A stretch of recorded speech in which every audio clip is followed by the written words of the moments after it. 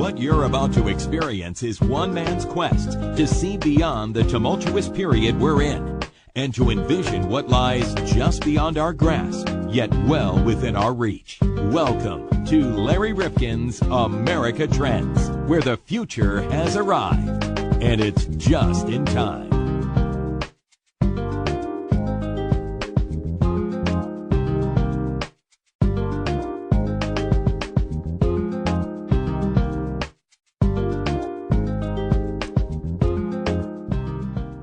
Welcome back to America Trends. Larry Rifkin and John Kropsic. And John, to me, and I think to you, there's really nothing like the smell of newsprint or the marks it leaves on your walls. I know my wife reminds me of that. And when I was doing a daily talk show, as you know, I was voluminous. I would bring in newspaper upon newspaper. I know you would cover up the board with it. Oh, I know. I was terrible. But you never knew what material you were going to need, and there's nothing like the resource of a newspaper. There's so much valuable information in it. But the sad reality is, John, the newspapers that we remember are struggling, and many are dying. No, and they're not covering the stories like they used to. I mean, they used to cover everything, and they could cover a story and really get to the bottom of stuff, and now most newspapers have very little staff left. Well, I mean, think about it, John. Some of the expenses that they can cut, many of them can't cut the cost of paper or the printing. Now, many of them have outsourced their printing, but it's still got to be done. Right. Then they've got to do all the distribution. They have to do the marketing and the advertising. So where do they cut at times? From the reporting staff. Exactly. Because they can get material from other sources that's cheaper. and stuff. Yeah. Exactly. So it's a really difficult situation for them. But what we're finding across America, John, is what is developing called a news desert. And that means that within 100 miles of, let's say, Topeka or Youngstown or some of these types of communities that are large in their own right, but they're not huge urban centers. They either now are down to one paper or no paper, or maybe a paper that's publishing on paper 4 days a week and online weekly, for 3, or going to weekly, whatever it may be. Yeah. And within 10 years, John, if this trend continues, it's going to be very difficult for me to mess up the walls with newsprint, because I think the New York Times said that they don't think there'll be a print edition of the Times in a decade. And what's sad, I think, and what I've seen with a lot of papers, they haven't even figured out the internet really good. I mean, their sites are usually horrible to navigate around to find stuff. So, I mean, they're not making it there. They're not making it with it. Well, they're trying to decide, well, do we put up a paywall? And it's okay to put up a paywall, but if there's nothing behind the paywall, why would I pay for it? Or you go around their paywall and you find these aggregator sites that take a couple of their major stories and you say, okay, that's enough for me. I know that goes on today in some newspapers in the state of Connecticut where we are. But no newspaper means something really important, John, in a community.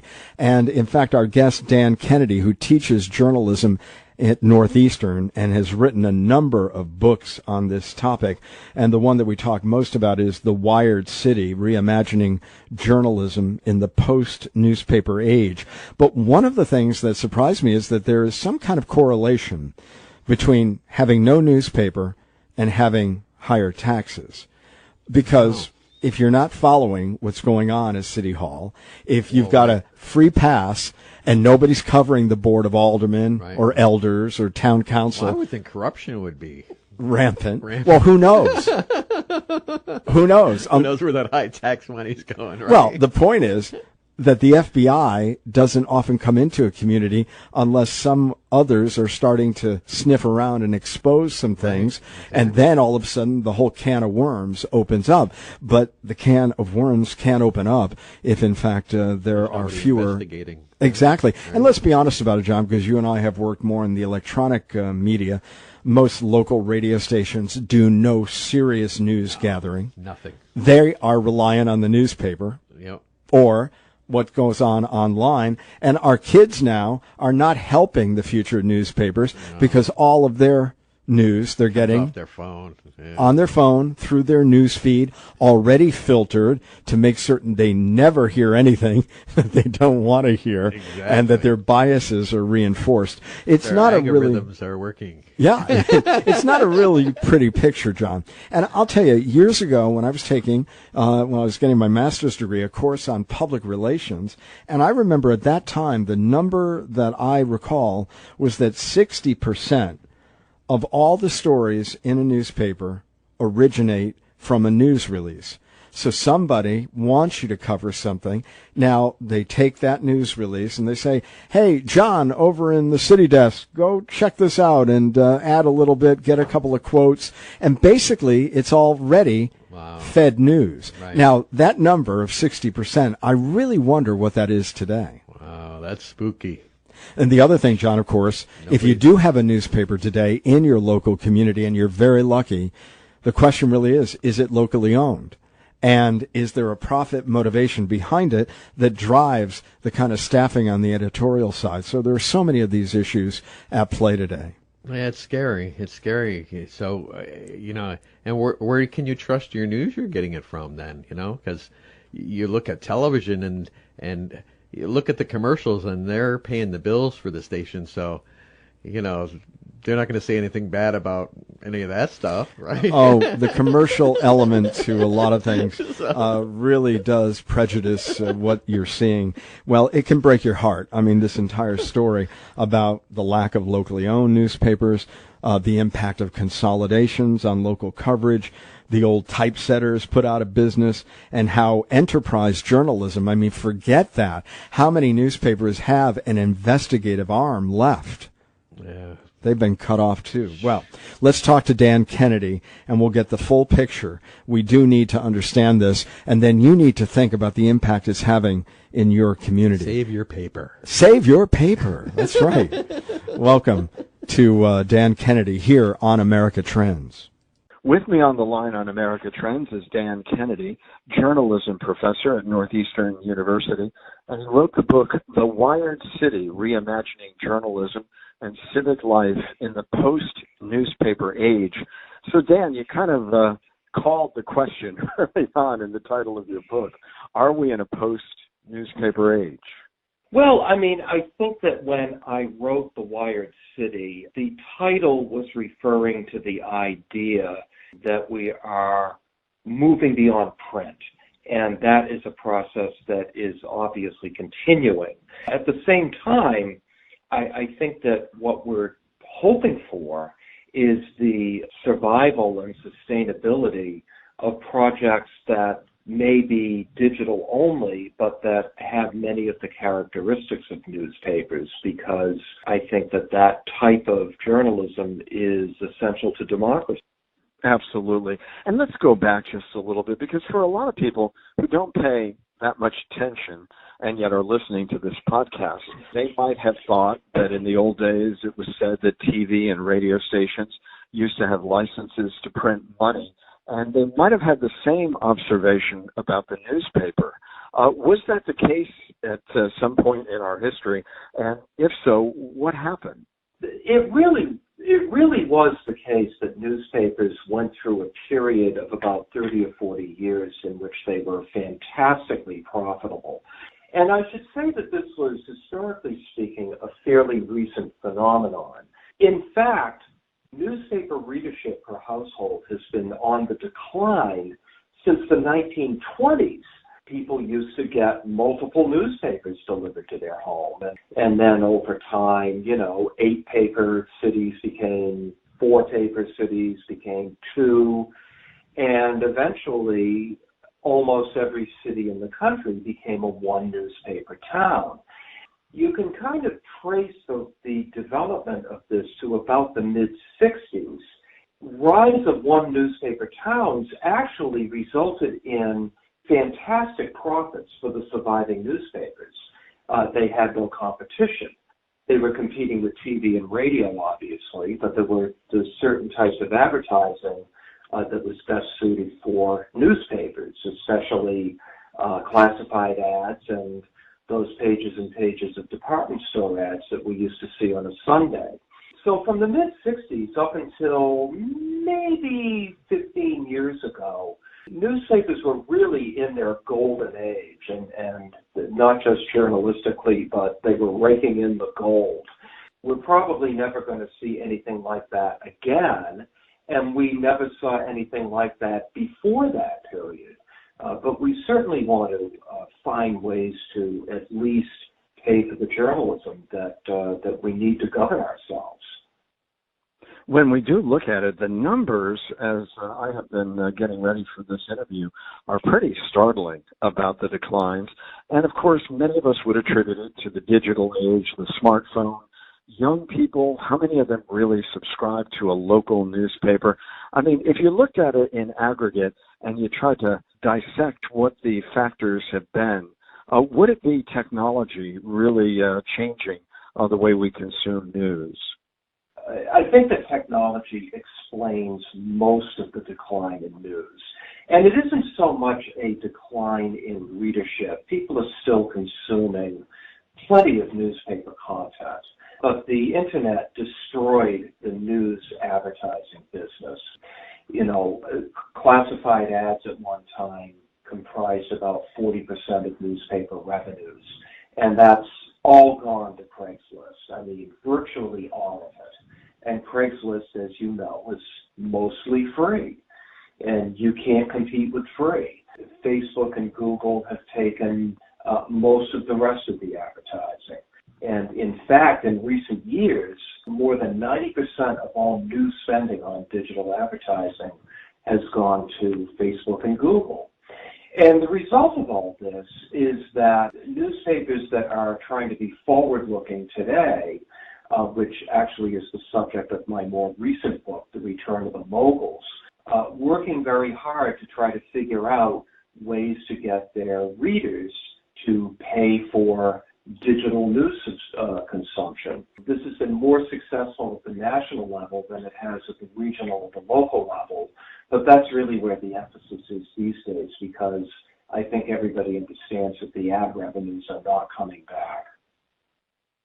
Absolutely. And even if a newspaper does exist, at best, as you say, it's printing perhaps one daily edition where once there were two papers, and now it's the sole source in the community, as many radio stations other than public radio have gotten out of the news gathering business. And it's one of those things that, in a sense, they are, in a way, ghost newspapers, because there is really nothing that they're competing against.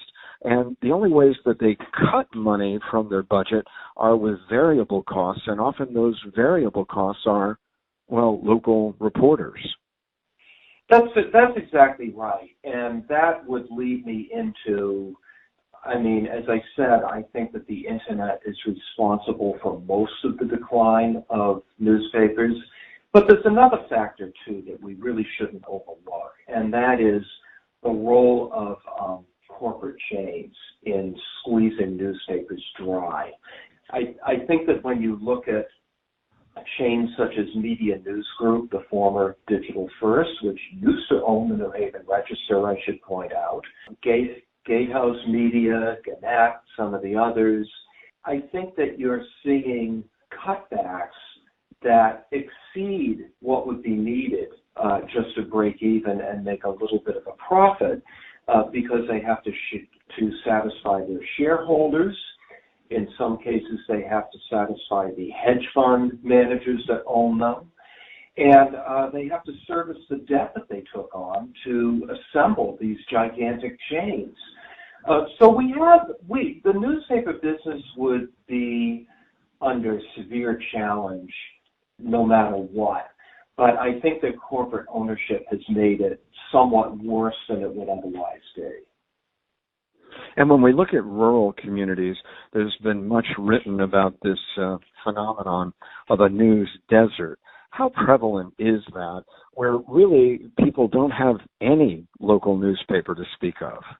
It's pretty prevalent in large parts of the country. I think we're a little bit luckier in New England than we are in other parts of the country. I know that the University of North Carolina, which has done a study of this, actually said that there are no news deserts in Massachusetts, and I don't think there are in Connecticut either. So what we end up with here is we don't necessarily have unserved communities, but we do have underserved communities. Elsewhere in the country, it's much worse. There are whole counties that have just been completely abandoned, and it's not clear what can be done to restore some sort of coverage to those communities. When we talk about local news and the lack of it, it has so many impacts, Dan, and I'm not certain that everybody really has thought about what those might be. But when you think about civic engagement, understanding what's going on in your community, holding various officials to account, all of that has to suffer dramatically when there is no one really keeping an eye on what's going on at City Hall, town meetings, and the like. No, that's absolutely right. There have been some academic studies that have shown that when local news coverage is non-existent or minimal, voter participation declines. People aren't finding out about who's running for office, and they don't vote. There was even a fascinating study done a year or two ago that showed that in communities that no longer have any local coverage, the cost of municipal borrowing goes up. And the conjecture behind this was that people who want to lend money to municipalities are going to demand a higher interest rate to guard against the risk that their money will be lost to corruption because nobody's keeping an eye on it. So this is really serious business. Absolutely. Now, I know there have been many attempts to figure out what a good model is in terms of a newspaper that wants to get into the digital age. So some were printing, I recall, I think it was Detroit years ago, well, they decided, let's print 3 days a week, go online, the rest, make certain we have a Sunday newspaper for all the various advertising. Then there have been weeklies that have been come up to fill the breach, or this patch model where a one-person gang in a community starts taking over and trying to inform the public. I mean, have any of those models been satisfactory? I would say that when you look at the Detroit Free Press going to 3 days a week, the New Orleans Times-Picayune, same owner, I should say, tried the same thing. And eventually the Times-Picayune collapsed, and a locally owned independent competitor has moved in to pick up the coverage in New Orleans. There are a number of interesting experiments that have been tried. One of the experiments that I think is particularly worth watching is taking place at the Arkansas Democrat Gazette, where, believe it or not, they are cutting back to Sunday-only print, but they're giving iPads to their subscribers so that they can read the paper online the rest of the week. And they believe that by giving away iPads, they're going to maintain at least 75% of their subscribers, which is what they believe that they need to return to profitability. Apparently, I'm not exactly sure how this would work, but apparently if you let your subscription lapse, the iPad stops working. And, you know, much closer to home, you began by mentioning my book, The Wired City.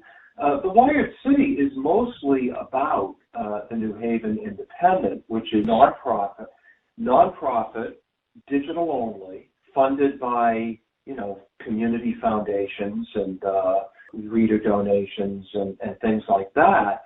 And even though they only have a handful of staff people, they really have kind of emerged as the news source of record in New Haven over the 14 years that they've been in existence. Not to show any disrespect to the New Haven Register, I know that Matt Dorenzo is back as the editor, which I think is a great thing, and I think that the Hearst chain that owns the Register is at least a little bit better than some of the other chains. Yeah, that's interesting, and we will talk about that. Well, we can do it right now. I mean, the New Haven Register, for example, I read for a volunteer service called Chris Radio in New Haven, and we read the New Haven Register as the paper of record, if you will, in New Haven. And they are doing a lot more local coverage. Now, mind you, they have bought just about everything in that southwestern tier, and so they are merging a lot of editorial activity with perhaps fewer reporters, but they are covering a wider territory. And so they are trying to some way reclaim part of the heritage that the New Haven Register has had. And I've got to believe to some extent they're very mindful of the impact that this New Haven Independent is having. But how much of an anomaly is what we're seeing, where Hearst is really still trying and perhaps putting new emphasis on reporting, enterprise or investigative reporting under Matt DiRenzo. And then, of course, you've got this New Haven Independent. Is that more vibrancy in a community the size of the New Haven area than in most parts of the country? Well, I'd like to say that New Haven, even looking at just the Independent, is probably the best covered medium-sized city in America. And it's simply a matter of luck. I mean, the founder of the New Haven Independent, Paul Bass, is probably the best journalist that New Haven ever produced. And he remains dedicated to hardcore community journalism after years and years at the New Haven Advocate and in other capacities. And he's really done a remarkable job. When I was doing my reporting for the Wired City, you had, depending on how you counted, they had 4 or 5 people covering the city, which was actually comparable to what the New Haven Register was doing. The Register had a much larger staff, but only about 4 or 5 people were devoted to covering the city of New Haven.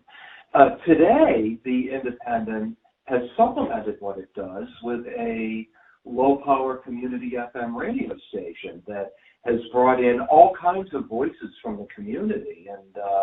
And if you put together the community coverage that the Independent offers with the ongoing conversation that you see on the radio station, it's really quite a remarkable thing.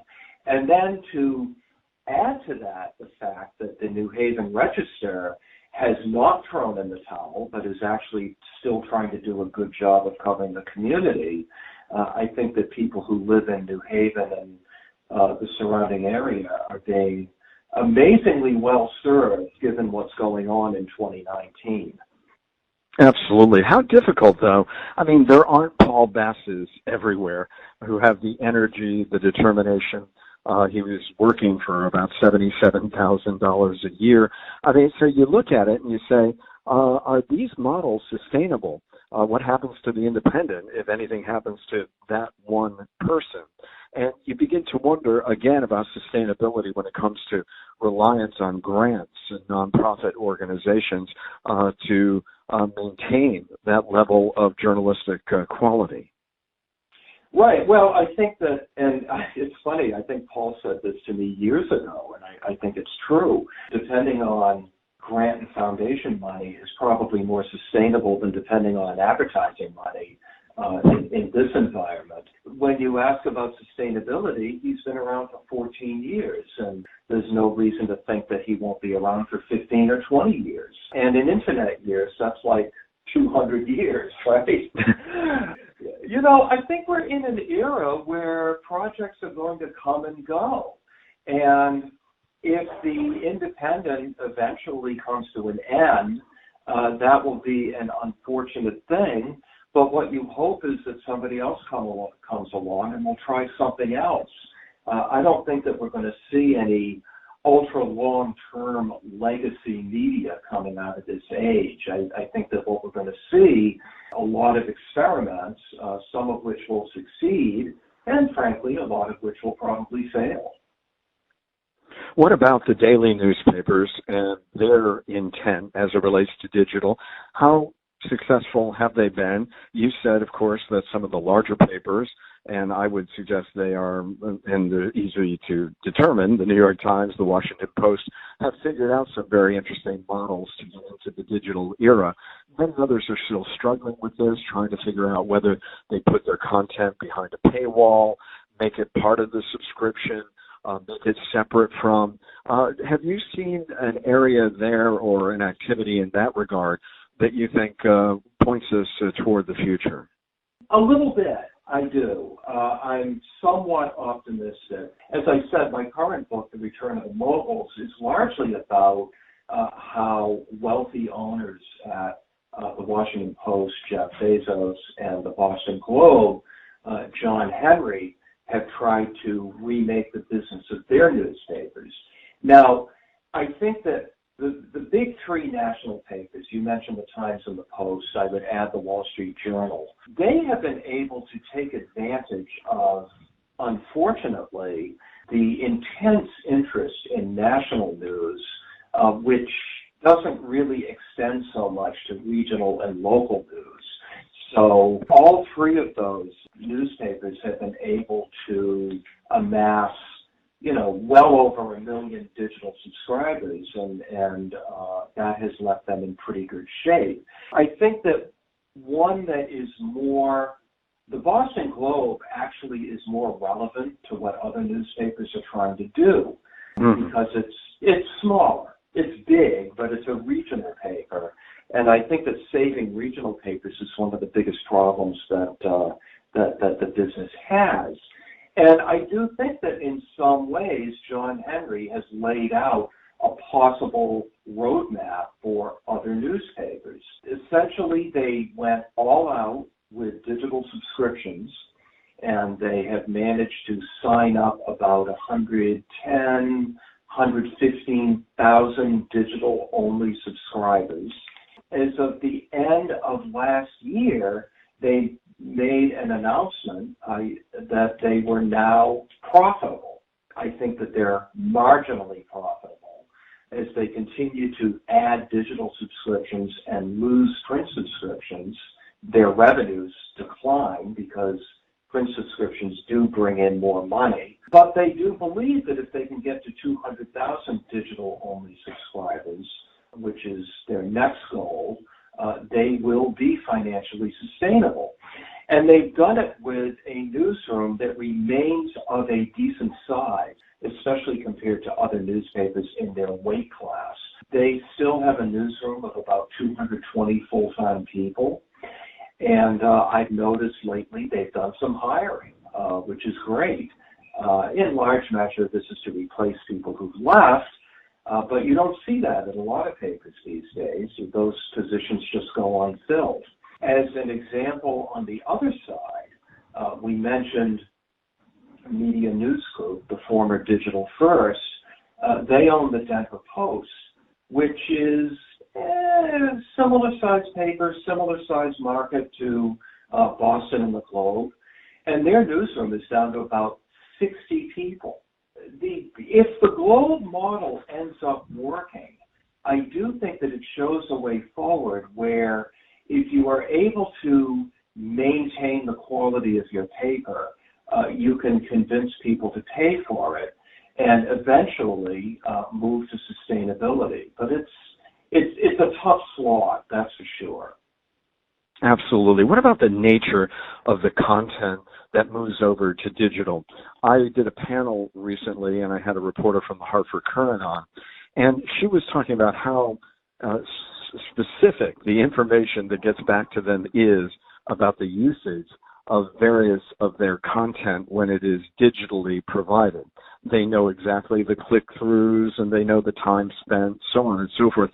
How much does that change the type of reporting that editors are looking to do based upon what they anticipate is going to be the measurability of that content?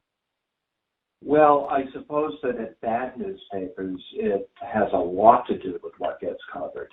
At good newspapers, it's a useful tool. It certainly shouldn't shape your reporting on things that people need to know. I can tell you that what I learned in my reporting at the Washington Post is that they use this data not to shape what they cover, but the way they present it. So, for instance, if you go to Washington Post content on Facebook, or if you look at the homepage, God forbid, everybody knows the homepage is dead. It's not really as dead as people think it is, but you might see a different treatment than somebody else, and they have software that will determine which treatment in terms of headline, photo, caption attracts the most eyeballs, and eventually everybody will see the one that gets the most engagement. It's the same story, and it's the same underlying headline, but the way they promote it will change based on the analytics that they're doing. So to me, that's kind of that's a responsible use of the metrics that are available to us these days. Using it to radically reshape your coverage is an irresponsible use because, as we all know, newspapers need to cover what people want to read, but also what they should read, and you shouldn't really mess around with that. The role of a reporter today, Dan Kennedy, how much has that changed? I know some of them are going out and collecting video. They're thinking about how this is going to be a digital piece, how it's going to sit in print. I mean, are we asking a lot of reporters today that we didn't in the past, and are they up for the task as you see it?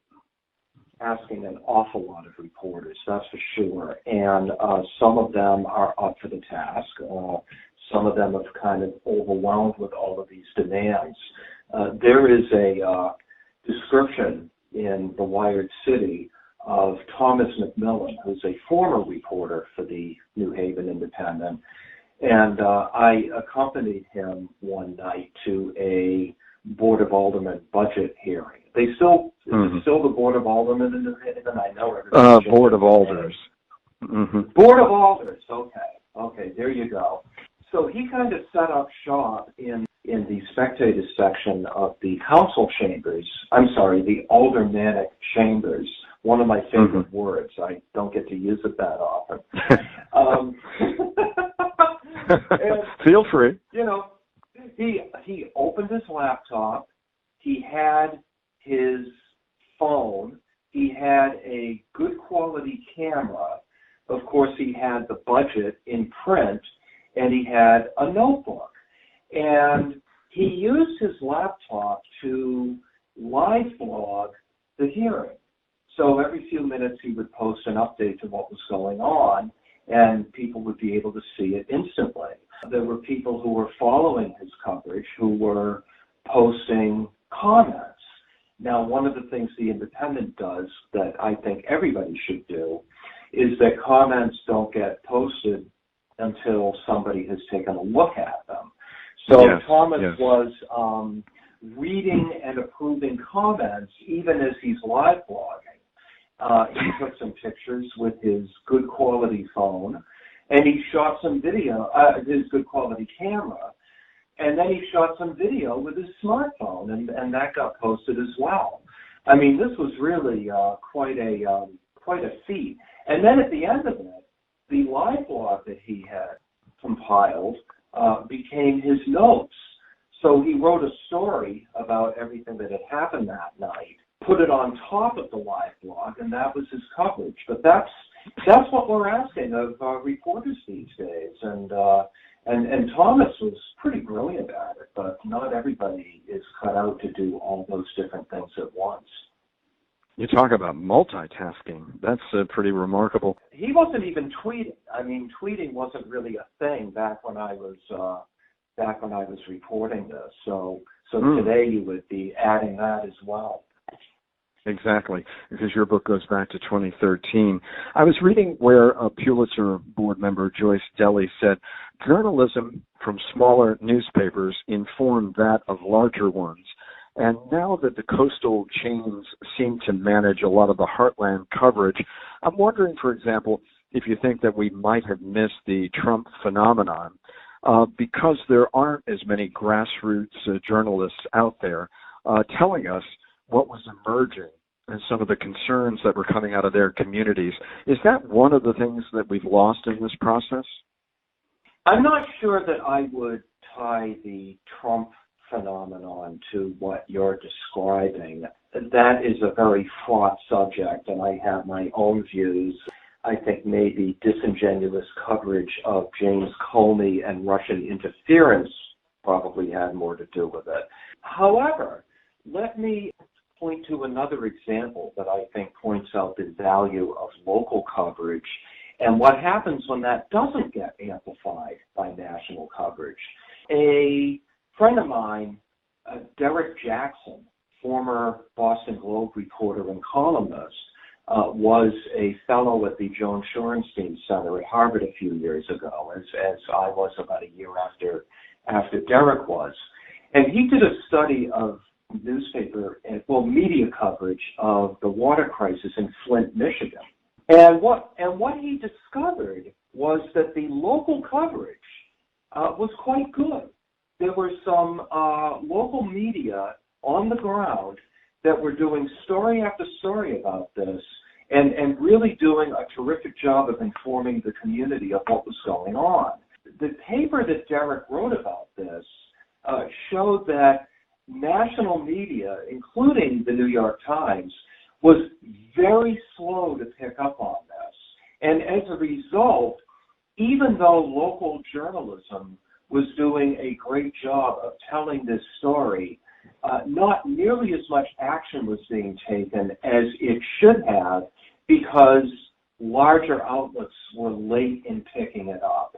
That is really unfortunate, and I have to say I found it somewhat dispiriting because I've always believed that if people at the local level are doing their jobs, then all is right in the world.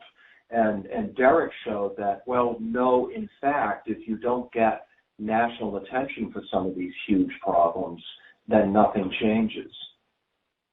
Well, let's go back to Boston, where you operate out of, and the Spotlight Unit at the Boston Globe, enterprise journalism, investigations. Look at the work that was done as it relates to the Archdiocese of Boston and the impact that had on really rooting out much that was going on as it relates to sexual abuse within the church. Absolutely. That was, more than 15 years ago. People will often ask, would the Globe be capable of doing that today? And it's a good question. The Globe, even though it has maintained its staffing as well as any paper you can point to probably, nevertheless is a lot smaller than it was at that time. It might be harder. I think they would do it. I think they could do it. What I do wonder is, would there be a higher level of scrutiny before they would be turned loose for, many months to do nothing else other than that? The Globe still has fine investigative reporting. It still has a spotlight team. But the emphasis these days is on do the work, do something substantive and important, but let's have maybe a quicker turnaround than we did 15 or 20 years ago. And that's difficult for a story like the Catholic priest story. Absolutely. Dan, I have a few more questions because obviously you're so knowledgeable about what's going on with journalism in America today, and we're so glad to have you on America Trends. What is the impact of this whole debate over fake news on local news? Oh, boy, that is such a great question. I think that local news could actually be something of a solution to this horrendous debate we're having over fake news, which is really just a manifestation of the partisan divide we see between the people who support President Trump, who tend to get all of their information from him and from Fox News, and those who support and pay attention to real journalism, who tend to be critics of President Trump. I think one of the big problems is that we tend not to know each other. And in local communities, we know each other. So if there are contentious issues at the local level, you hope that these get covered in the press in areas that still have that capability. But we're also talking with our neighbors and maybe going to meetings to discuss some of these issues. And as a result, I think that local news is a way that we can kind of reteach ourselves to get along with people and work together. And if we could apply some of those lessons to the national level, we might not see the divisiveness that we see today. If there is no print component in someone's community, somebody listening to this podcast, and of course podcasts are one of the new forerunners of technology, and there's no digital alternative, as we discussed with the New Haven Independent, where do people turn? I was reading where a lot of people are turning to local news on television, but of course, if there's a television station in Topeka or Kansas City or whatever, and you live in a small town in that area, they're not going to cover what's going on in your community. Are TV stations rallying in any way? I know they're adding a lot more hours to their coverage, but is it getting more local? Is it getting more about the governance as opposed to some of the lead and bleed? What's going on with local television news in response to some of the changes on the print side? You know, it's interesting. A couple of my colleagues at Northeastern, John Withy and Mike Bodette, have been working on a long-term project to try to come up with recommendations to improve local TV news. The problem with TV news is that the word local is a misnomer. It's regional news. And you would say the same thing about a large metropolitan daily newspaper. It's really not local at all. So they're certainly not going to be able to tell you what's going on with your local zoning board or why the pothole at the end of your street hasn't been fixed in the last 6 months. I do think TV news could be a lot better, and it would be great if it happened, but it's still going to be regional news, and it doesn't fill this gaping need for news almost at the neighborhood level, which we used to see in almost every community and now is on the wane. What about weekly newspapers? We haven't referenced them. They show up in many small communities. They don't really go out looking for stories, perhaps, but they do report on things that are going on or in advance so you can attend a meeting on your own. How important are they in this mix? Well, they are. I can tell you that in Eastern Massachusetts, they are incredibly important. They are the key method that most of the smaller communities in Eastern Massachusetts get their community news. Almost all of them are owned by Gatehouse Media, one of the big corporate chains that we're talking about. So if you look at my community, at one time, years ago, we had a daily newspaper that came out 5 days a week and had 2 or 3 people assigned to covering our community. Now we have a weekly Gatehouse paper that has one person who's doing a very good job, I should say. But, you know, it's hard to get to all the news when you're all alone. He certainly gets to the city council and covers major news coming out of the mayor's office. But if there were 2 of him, we would certainly have a much different type of report. Yeah, how important is local ownership to really what we see happening on the pages of our local newspaper? You know, I am a huge advocate and fan of local ownership. I think it is incredibly important. If you have good, committed local owners who are interested in really serving their community, who don't mind making a minimal profit. Of course, that's difficult these days, I realize. They're going to do a much better job than some out-of-town corporate owner. It's as simple as that.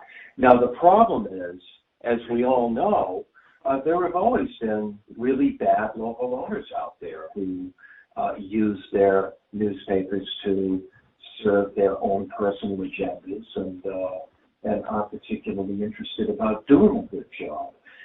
But I think on the whole, I would rather take my chances with local owners than I would with corporate chain ownership. And of course, if you do have a bad local owner, you can kind of minimize the damage because it's just, one paper or maybe one small group of papers. It isn't an entire chain with dozens and dozens of papers around the country. In closing, I know that in the state of Connecticut, where I come from, we were one of the beacons as it relates to sunshine laws, freedom of information. And it seems as if it's really under attack. Journalists are not getting the information they need when they go to city halls and town halls, or they have to really fight their way through this. And some have the resources to do that. Others may give up along the way. As we look at this difficulty that we're having, sustaining local newspapers in combination with the assaults on freedom of information, at least in my state, is not something that we're seeing replicated across the country. Well, I'm not really sure whether it is getting worse than it used to be. I can speak for somebody who has worked as a journalist in Massachusetts my entire career, and public information in Massachusetts has always been dismal. There was a reform passed a few years ago that made it slightly better, but it's still not very good. The governor's office is exempt. The legislature's exempt. Really? Oh, yeah. The judiciary is exempt. It really only applies to cities, towns, and executive agencies. And there's virtually no punishment if you violate the law. I do a yearly feature called the New England Muzzle Awards, where we look at outrages against the First Amendment that took place in New England over the previous years. We published that at WGBHnews.org. And one of the muzzle awards we gave was to the Massachusetts State Police for several actions that they undertook the previous year. One of them was they had investigative records pertaining to a quadruple homicide in the western part of the state. The Mass Live website, part of the Springfield Republican, had tried to get those records. The Secretary of State's office ruled that they were public records, and the state police still refused to hand them over. And there's really no punishment for that, which I just find incredible. Absolutely. Well, Dan Kennedy, some great information in the course of this conversation with you. I thank you so much for being with us today. And just remind those who are listening of your books and where they can find them. Okay, well, sure. Thank you so much. My two most recent books are both about the future of news, and they're called The Return of the Moguls and The Wired City. And they can find out about them at my website, which is dankennedy.net. All right. Well, wonderful job today. Thank you so much for being with us here on America Trends. Thank you so much, Larry. I really appreciate having the chance to talk with you. America Trends Podcast is part of the MHNR Network, mhnrnetwork.com.